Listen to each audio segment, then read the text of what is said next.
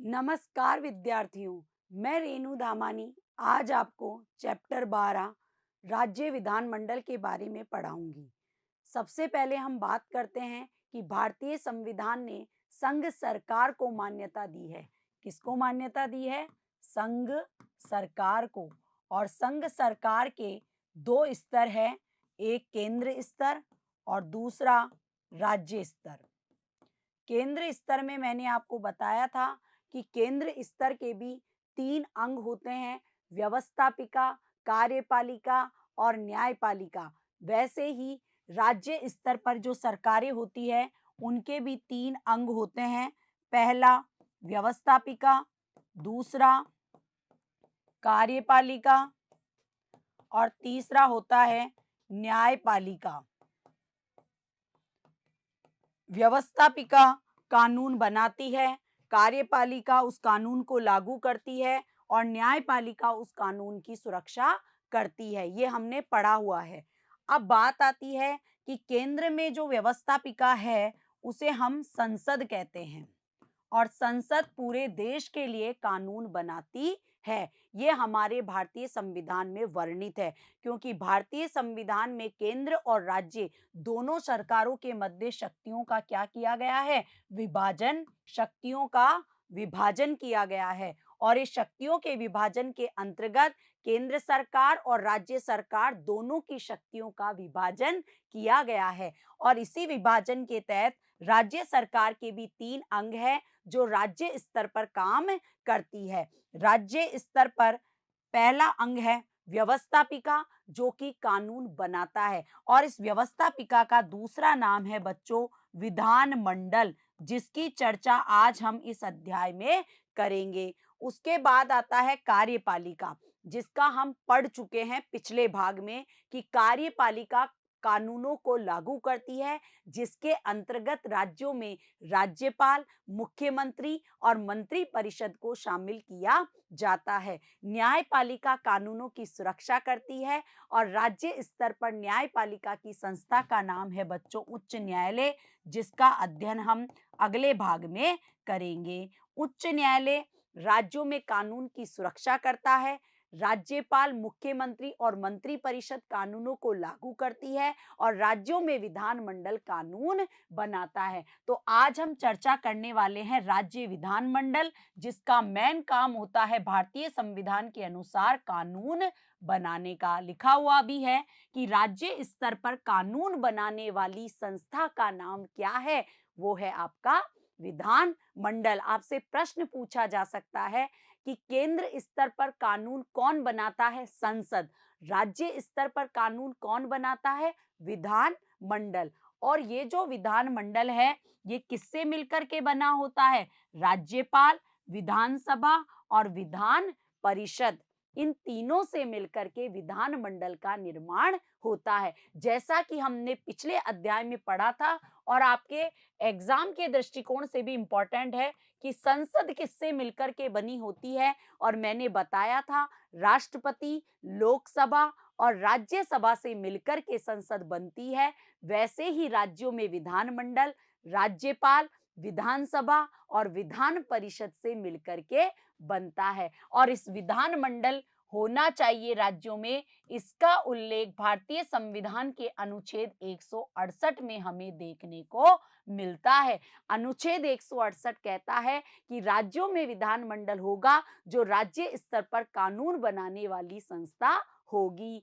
उसके बाद आता है कि ज्यादातर राज्यों में, जो भारत के 28 राज्य हैं, उन 28 राज्यों में से ज्यादातर केवल एक सदनीय विधायिका है। क्या है? एक सदन विधायिका।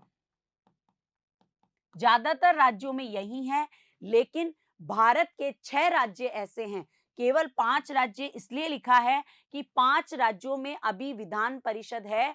वैसे तो 6 राज्यों में है, लेकिन आंध्र प्रदेश राज्य में प्रस्ताव पास हो चुका है, केवल संसद में पास होना बाकी है। तो केवल भारत के 6 राज्य ऐसे हैं जहां पर विधानसभा और विधान परिषद चल रही है। और आंध्र प्रदेश जो राज्य है बच्चों, आंध्र प्रदेश राज्यों में विधान परिषद का प्रस्ताव पास हो चुका है विधानसभा में, वहां पर केवल संसद में अटका हुआ है। तो ज्यादातर राज्यों में एक सदन है और बाकी राज्य जहां पर एक सदनात्मक व्यवस्थापिका है और कई राज्य जहां पर पहले विधान परिषद भी थी, उन राज्यों ने क्या किया है, विधान परिषद को समाप्त भी किया है। और विधान परिषद को समाप्त कैसे किया जाएगा, विधान परिषद का निर्माण हम कैसे कर सकते हैं, इन सब की चर्चा हम इस अध्याय में करेंगे। तो आपको यहाँ यही समझना है कि भारत के ज्यादातर राज्यों में एक सदनीय विधायिका है, केवल भारत के 6 राज्य ऐसे हैं जहां पर द्विसदनात्मक व्यवस्थापिका है या द्विसदनात्मक विधायिका है। अब सबसे पहले बात करते हैं विधानसभा की। मैंने आपको बताया है कि विधानसभा सभी राज्यों में है। भारत में कितने राज्य हैं? 28 राज्य हैं। इन 28 जो केंद्र राज्य हैं, अपने 28 जो राज्य हैं वहां पर विधानसभा है और इस विधानसभा को हम निचला सदन और लोकप्रिय सदन भी कहते हैं। केंद्र में जो स्थिति लोकसभा की है, वही स्थिति राज्यों में कहां किसकी है? विधानसभा की है।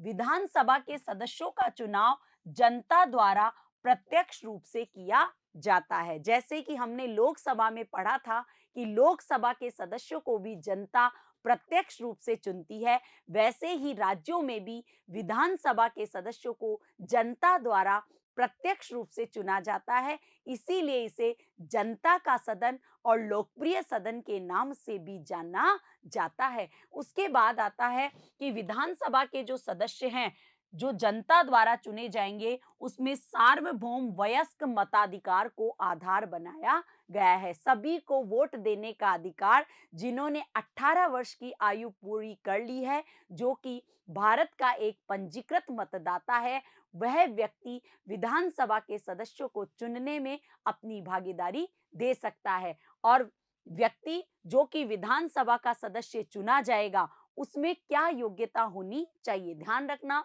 सार्वभौम वयस्क मताधिकार का अगर आपको प्रयोग करना है तो आपको आयु कितनी होनी चाहिए? आपकी 18 वर्ष की आयु आपकी होनी चाहिए। आप मतदाता सूची में आपका नाम होना चाहिए और आप एक पंजीकृत मतदाता होने चाहिए, तभी आप सार्वभौम वयस्क मताधिकार का प्रयोग कर सकते हैं, विधानसभा के सदस्य को चुन सकते हैं। अब बात करते हैं कि विधानसभा का सदस्य अगर आपको बनना है, विधानसभा का सदस्य बनने के लिए उस व्यक्ति में क्या-क्या योग्यता होनी चाहिए? पहली योग्यता सबको पता है, भारत का नागरिक होना चाहिए। दूसरी योग्यता है, उसकी आयु 25 वर्ष होनी चाहिए। देखो बच्चों, केंद्र में हमने लोकसभा में पढ़ा था कि वहां पर भी आयु 25 वर्ष थी, यहां पर भी आयु 25 वर्ष है। उसके बाद है, मतदाता सूची में उस व्यक्ति का नाम होना चाहिए। इसके अलावा वह व्यक्ति लाभ के पद पर कार्यरत नहीं होना चाहिए। ऐसे व्यक्ति को विधानसभा का सदस्य चुना जा सकता है। अब बात करते हैं सदस्य संख्या की। विधानसभा के सदस्य संख्या की अगर हम बात करें बच्चों, तो किसी भी राज्य में अधिकतम 500 से ज्यादा विधानसभा के सदस्य नहीं हो सकते हैं। विधानसभा के अधिकतम सदस्य 500 हो सकते हैं और न्यूनतम सदस्य कितने हो सकते हैं? 60 हो सकते हैं। ये जनसंख्या के आधार पर निर्धारित होते हैं और परिसीमन आयोग ये निर्धारित करता है। अगर हम राजस्थान विधानसभा की बात करें, तो राजस्थान विधानसभा में वर्तमान में 200 विधानसभा के सदस्य हैं। कितने हैं? 200। 1977 से पहले यहाँ पर 184 सदस्य थे। 1977 में यहाँ पर 184 सदस्य थे। 1977 में इन सदस्य संख्या को 184 से बढ़ाकर 200 कर दिया गया है। अब बात करते हैं बच्चों कि जो राजस्थान विधानसभा जो है, जहां पर 200 विधायक चुने जाते हैं, वैसे ही सबसे ज्यादा विधायक चुने जाते हैं बच्चों उत्तर प्रदेश से। कहां से चुने जाते हैं? उत्तर प्रदेश में विधानसभा की सदस्य संख्या है लगभग 404 सदस्य। तो आपने देखा क्यों क्यों है ज्यादा? क्योंकि यूपी की जनसंख्या ज्यादा है। और पुडुचेरी का आपने नाम सुना होगा। पुडुचेरी विधानसभा सबसे छोटी विधानसभा है, क्योंकि यहाँ पर विधानसभा के केवल 30 सदस्य चुने जाते हैं। तो आपने देखा सबसे बड़ा विधानसभा वाला राज्य यूपी है और सबसे छोटा जहां पर विधानसभा है वो है पुडुचेरी, जो कि एक केंद्र शासित प्रदेश है। लेकिन यहाँ पर क्या है? विधानसभा है। अब बात करते हैं कि गोवा है, आपने देखा पुडुचेरी भी है। यहाँ पर विधानसभा की सदस्य संख्या 40 से भी कम है। तो कई राज्य ऐसे भी है जो अपवाद स्वरूप है, लेकिन हमारे भारतीय संविधान में वर्णित है कि अधिकतम सदस्य संख्या 500 हो सकती है और न्यूनतम सदस्य संख्या 40 हो सकती है। अब बात करते हैं बच्चों कि मान लो निर्वाचित सदस्यों में से कोई व्यक्ति आंग्ल समुदाय का नहीं आया, तो आंग्ल समुदाय को प्रतिनिधित्व देने के लिए राज्यपाल जी के द्वारा एक सदस्य को मनोनीत किया जाता है। क्या किया जाता है बच्चों? मनोनीत किया जाता है। तो ध्यान रखना, राज्यों में राज्यपाल एक सदस्य को मनोनीत करता है, जबकि केंद्र के लोकसभा में राष्ट्रपति जी के द्वारा 2 सदस्यों को मनोनीत किया जाता है। तो ध्यान रखना, विधानसभा में कितने सदस्यों को मनोनीत किया जा सकता है? एक सदस्य को। वो किस समुदाय का होता है? आंग्ल समुदाय का। कौन मनोनीत करता है? राज्यपाल। ये प्रश्न आपसे पूछे जा सकते हैं एग्जाम में, तो आपको इसी दृष्टिकोण के आधार पर समझना है इन प्रश्नों को। आगे देखिए, विधानसभा के सदस्यों का कार्यकाल कितने वर्ष का होता है बच्चों? 5 वर्ष का होता है। 5 वर्ष से पूर्व विधानसभा को क्या किया जा सकता है? भंग किया जा सकता है। और भंग कौन कर सकता है? राज्यपाल।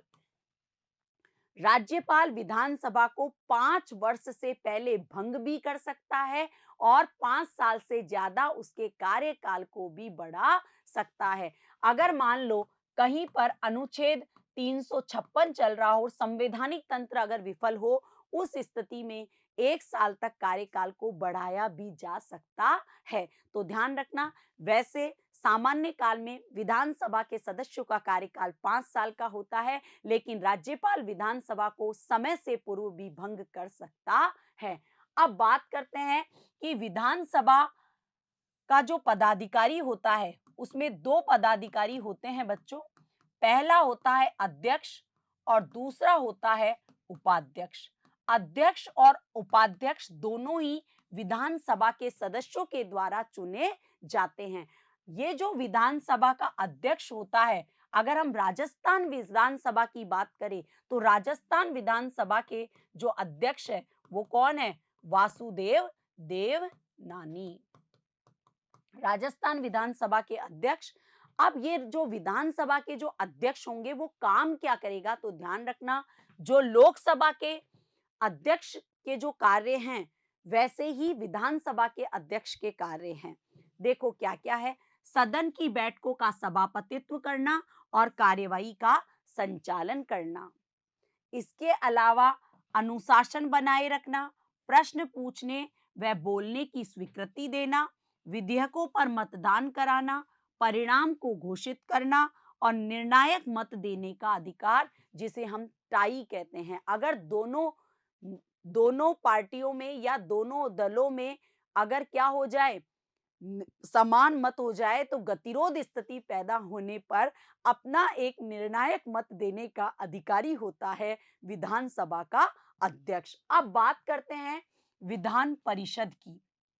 मैंने आपको बताया कि भारत के 6 राज्य हैं जहां पर विधान परिषद है। हाँ, आंध्र प्रदेश राज्य में, अगर हम आंध्र प्रदेश राज्य की बात करें, तो आंध्र प्रदेश की विधानसभा ने विधान परिषद के प्रस्ताव को, विधान परिषद को समाप्त करने का प्रस्ताव पास कर दिया है, लेकिन अभी संसद में अटका हुआ है। उस हिसाब से अभी 6 राज्य हैं, लेकिन अगर आंध्र प्रदेश चला जाता है तो कितने राज्य बच जाएंगे? 5 राज्य होंगे जहां पर विधान परिषद है, मतलब द्विसदनीय विधायिका की व्यवस्था का प्रावधान है। उसके बाद आता है, आपने देखा कि कई राज्यों में विधान परिषद भी होती है।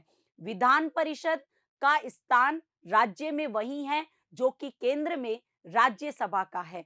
कुछ दृष्टिकोणों से अगर हम देखें तो विधान परिषद की स्थिति राज्यसभा से भी कमतर है, क्योंकि राज्यसभा को कई ऐसी शक्तियां प्राप्त है जो कि विधान परिषद को नहीं है। इसीलिए कई राज्यों ने विधान परिषद को समाप्त किया है, क्योंकि उनको लगता है कि विधान परिषद का कानून बनाने में किसी भी प्रकार का कोई योगदान नहीं है। इसीलिए ज्यादातर राज्यों में एक सदनीय विधायिका की व्यवस्था का प्रावधान किया गया है। अब विधान परिषद, जिसे हम उच्च सदन और स्थायी सदन के नाम से जानते हैं, उच्च सदन भी कहते हैं और स्थायी सदन के नाम से भी पहचानते हैं। अब देखो, 5 राज्यों में यहां पर लिखा हुआ है, जो आपकी बुक में लिखा हुआ है, उत्तर प्रदेश, बिहार, कर्नाटक, महाराष्ट्र। अब बात करते हैं बच्चों जम्मू कश्मीर में 2019 में विधान परिषद को समाप्त कर दिया गया है। और आप सबको पता होना चाहिए, आंध्र प्रदेश और तेलंगाना, इस प्रकार 6 राज्य ऐसे हैं जहां पर क्या है, विधान परिषद का प्रावधान किया गया है। 5 राज्य तब बचेंगे जब आंध्र प्रदेश विधान परिषद का प्रस्ताव संसद में पास हो जाएगा, तब विधान परिषद से संबंधित राज्यों की संख्या 5 हो जाएगी। लेकिन अगर आपसे अभी पूछा जाए तो आप 6 राज्य करेंगे कि वर्तमान में 6 राज्य ऐसे हैं जहां पर विधानसभा और विधान परिषद दोनों है। उत्तर प्रदेश, बिहार, कर्नाटक, महाराष्ट्र, आंध्र प्रदेश और तेलंगाना।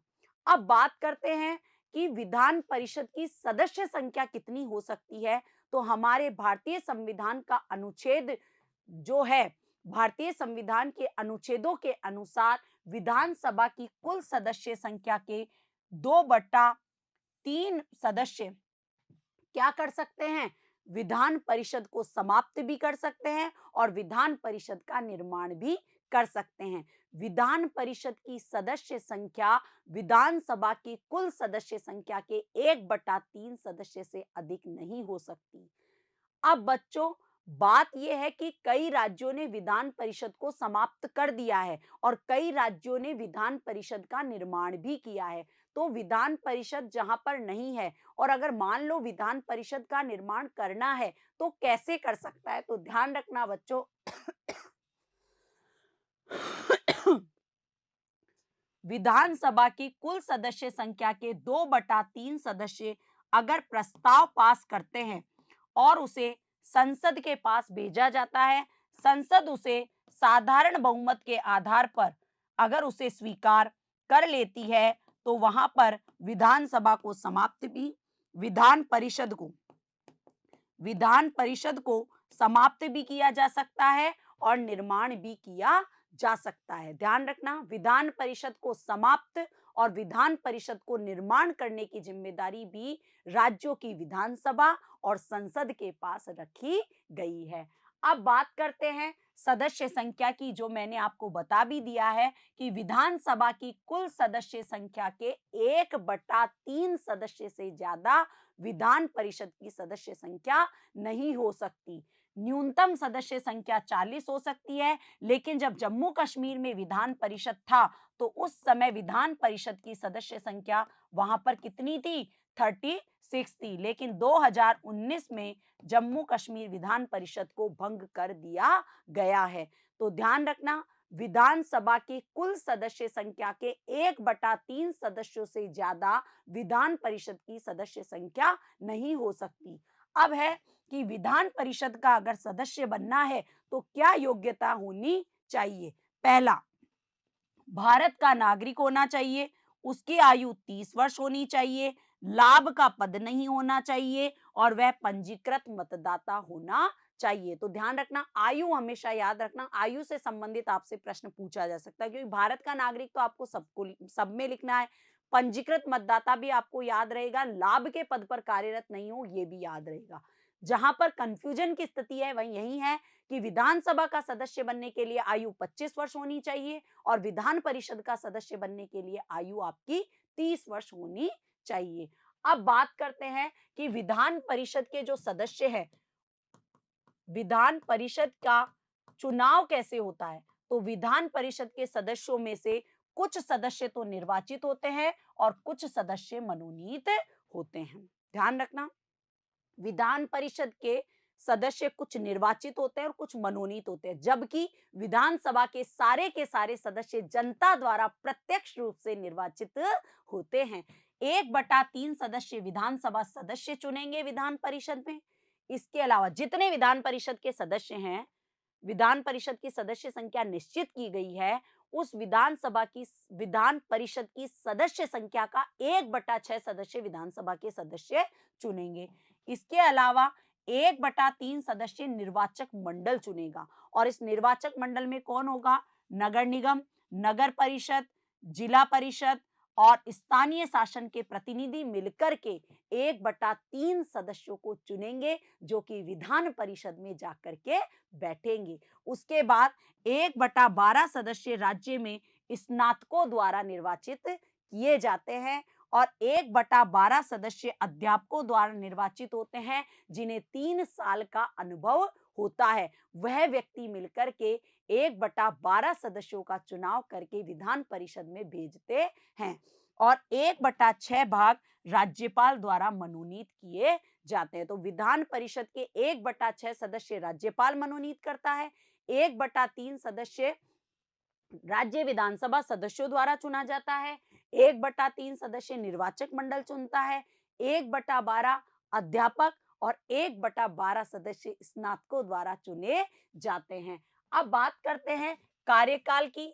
तो राज्य विधान परिषद को स्थायी सदन कहा जाता है, क्योंकि ये भंग नहीं होता, लेकिन एक सदस्य जो चुनकर के आएगा उसका कार्यकाल कितना होता है? 6 वर्ष का होता है और ये स्थायी सदन है, क्योंकि प्रति 2 वर्ष में 1/3 सदस्य सेवानिवृत्त हो जाते हैं और नए सदस्य आ जाते हैं। अब बात करते हैं कि विधान परिषद का जो अध्यक्ष है वो सभापति के नाम से जाना जाता है, जो विधान परिषद के सदन को संबोधित करता है, कार्यवाही का संचालन करता है और जो विधानसभा का अध्यक्ष कार्य करता है, वही विधान परिषद का सभापति कार्य करता है। सभापति की अनुपस्थिति में उपसभापति के द्वारा कार्य किया जाता है। सभापति और उपसभापति के सदस्यों का चुनाव सदन के सदस्य अपने में से ही करते हैं। अब बात करते हैं विधानमंडल के सत्रों की। तो ध्यान रखना, विधानमंडल के सत्र कम से कम वर्ष में 2 बार होने चाहिए और दोनों सदनों के मध्य 6 महीने से ज्यादा अंतर नहीं होना चाहिए। और राज्यपाल क्या करता है? विधान सभा के या विधान मंडल के सत्रों को संबोधित करता है और प्रत्येक सत्र का पहला सदन को संबोधित करने का अधिकार भी किसके पास है? राज्यपाल के पास होता है। अब बात आती है कि राज्य विधानमंडल क्या-क्या कार्य करता है, उसके पास में क्या-क्या शक्तियां हैं, उसको हम इन 5 बिंदुओं के आधार पर समझेंगे। पहला बिंदु है कानूनी शक्तियां, दूसरा है वित्तीय शक्तियां, तीसरा है कार्यपालिका पर नियंत्रण, चौथा है चुनाव संबंधी कार्य और पांचवा है संवैधानिक कार्य। पहला कार्य जो है कानूनी शक्तियां, मैंने आपको बता भी दिया है कि भारतीय संविधान ने शक्तियों का विभाजन किया है और इस शक्तियों के विभाजन के अंतर्गत राज्य सूची के विषयों पर कानून बनाने का अधिकार किसके पास है? राज्य सूची के विषयों पर कानून बनाने का अधिकार राज्य सरकारों को दिया हुआ है।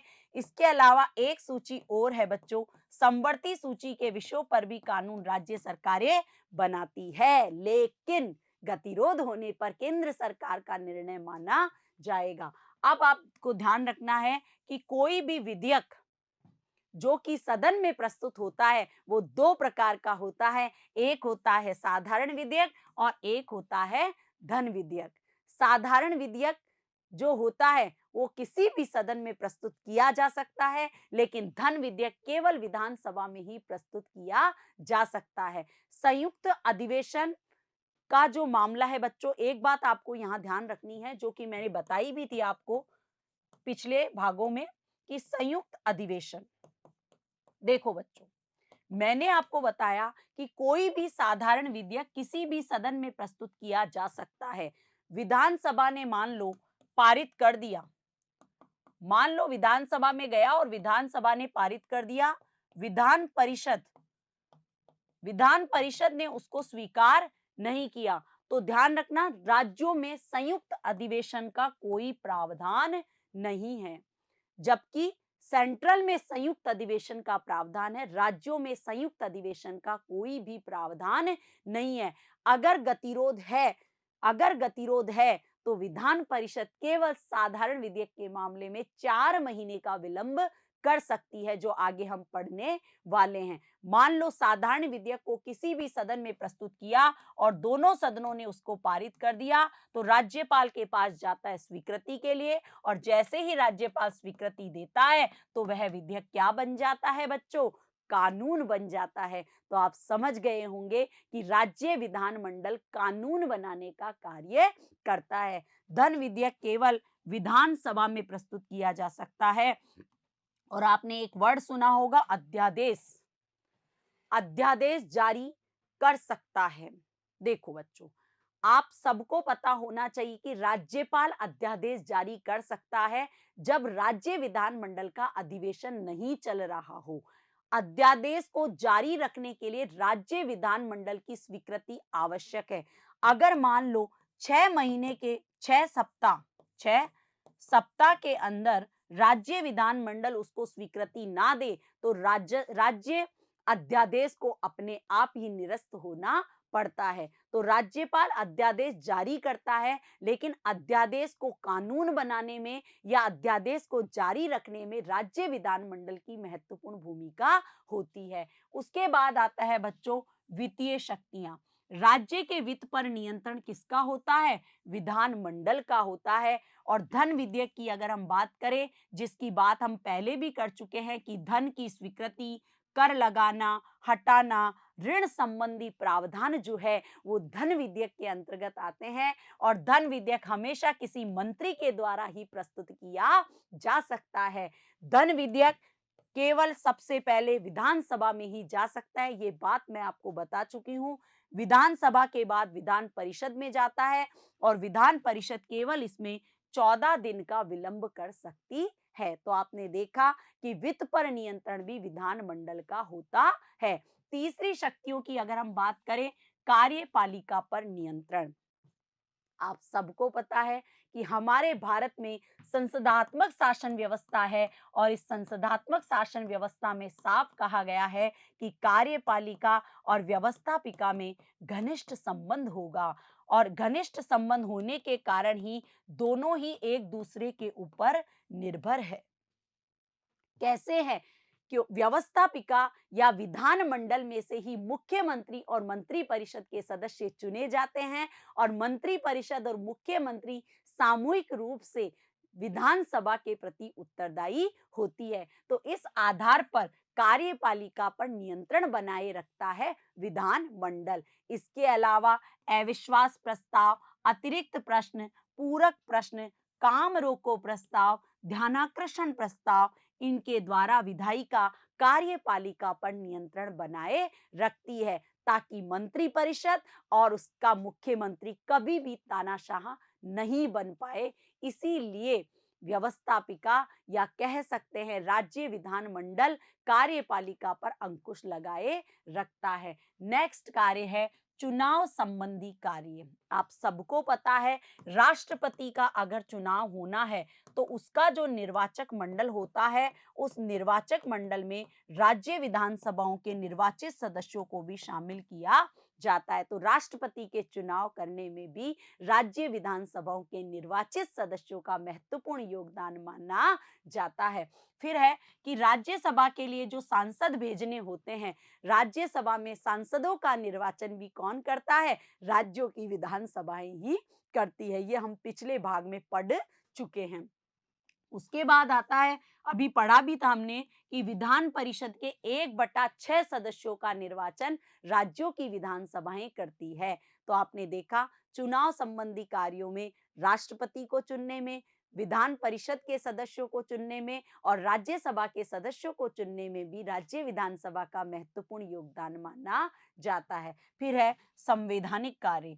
आप सब जानते हो कि हमारे भारत में कठोरता और सरलता का जटिल दोनों स्वरूप हमारे संशोधनों में हम देखे जा सकते हैं। तो अगर हमें जटिलता देखनी है तो आप जानते हो कि कुछ ऐसे महत्वपूर्ण संशोधन संसद करती है जिसमें संसद के 2/3 बहुमत के साथ साथ राज्यों के आधे राज्यों के समर्थन की आवश्यकता होती है। ये आधे राज्यों का समर्थन साधारण बहुमत से ही पारित हो तो पारित माना जाता है। साधारण बहुमत से भी अगर पारित है तो वो पारित समझा जाता है। तो आपने देखा कि संवैधानिक संशोधनों में भी राज्य विधानसभाओं की भूमिका मानी जाती है। अब बात करते हैं विधानमंडल की शक्तियों की सीमाएं।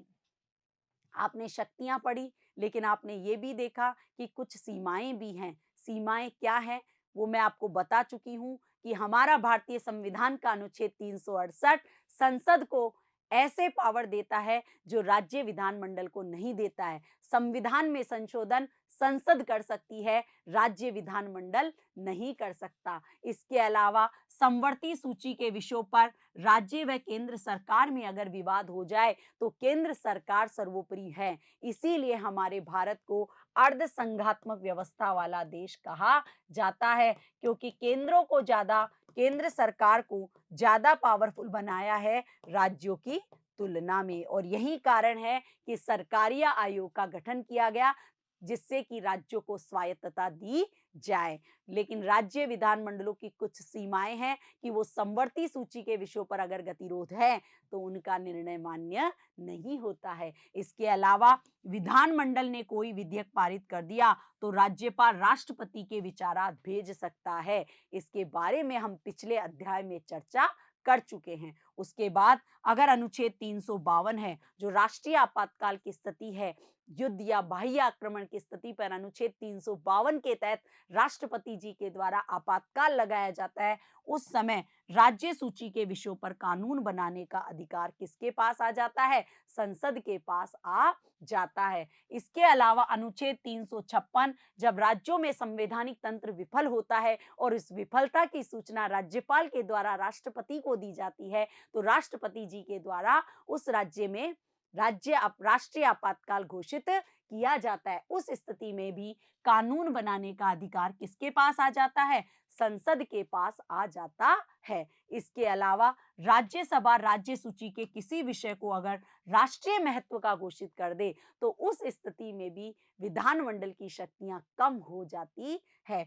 इसके अलावा मौलिक अधिकारों के विरुद्ध अगर राज्य विधानमंडल कोई ऐसा कानून बना देती है तो राज्यों के उच्च न्यायालय के द्वारा उसको रद्द भी किया जा सकता है। तो राज्य विधानमंडल के पास कानून बनाने की शक्ति है राज्य स्तर पर, लेकिन उसकी कुछ सीमाएं हैं।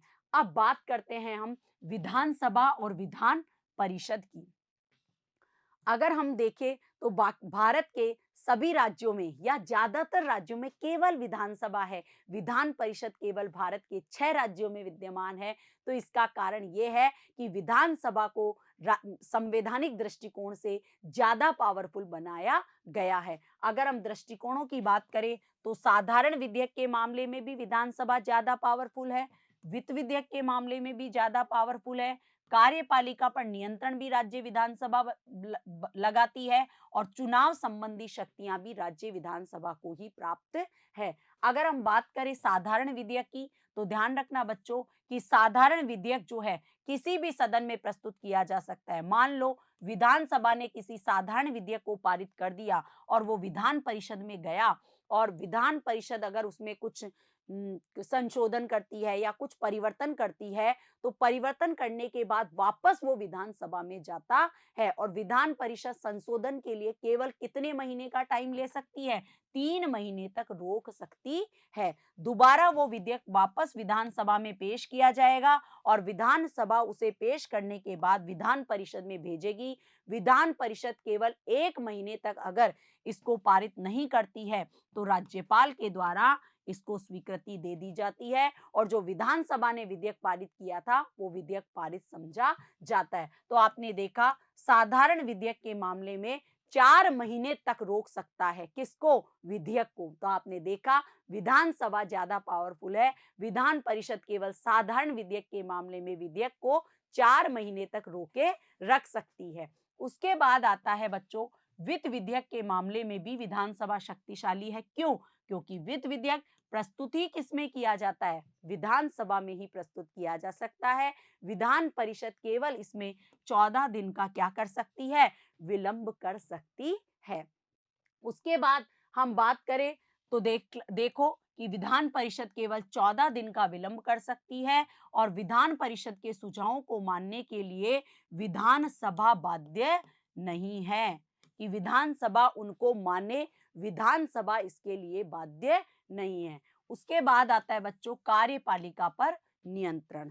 देखो बच्चों, मंत्री परिषद और मुख्यमंत्री सामूहिक रूप से विधानमंडल के प्रति उत्तरदायी नहीं होते हैं, केवल विधान परिषद के विधान सभा के प्रति उत्तरदायी होते हैं। जैसे केंद्र में किसके प्रति उत्तरदायी होते हैं? लोकसभा के प्रति उत्तरदायी होते हैं, वैसे ही राज्यों में विधानसभा के प्रति उत्तरदायी होते हैं। इसके अलावा विधान परिषद के सदस्य प्रश्न पूछ सकते हैं, लेकिन किसी भी मंत्री को अपदस्थ नहीं कर सकते हैं। अपदस्थ करने का अधिकार केवल राज्यपाल के पास है, जो कि मुख्यमंत्री की सलाह से ही कर सकता है। तो प्रश्नों के माध्यम से, काम रोको प्रस्तावों के माध्यम से, अविश्वास प्रस्ताव के माध्यम से कार्यपालिका पर नियंत्रण भी विधानसभा ही लगा सकती है, विधान परिषद नहीं लगा सकती है। इसके अलावा आपने देखा कि राष्ट्रपति के चुनाव में भी केवल विधानसभा के सदस्य ही शामिल होते हैं और राज्यसभा के सदस्यों का निर्वाचन भी केवल कौन करती है? विधानसभा। तो इस दृष्टिकोण से भी विधानसभा ज्यादा पावरफुल समझी जाती है। लेकिन हाँ, आपने देखा कि कुछ राज्यों में विधानसभा और विधान परिषद दोनों है, तो कई बार ये विवाद की स्थिति पैदा हो जाती है कि विधान परिषद का योगदान कुछ भी नहीं है।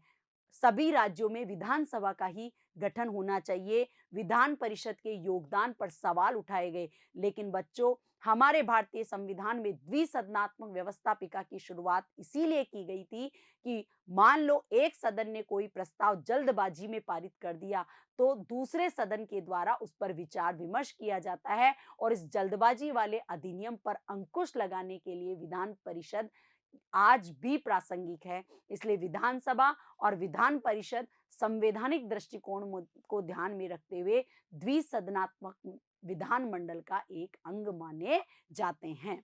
धन्यवाद।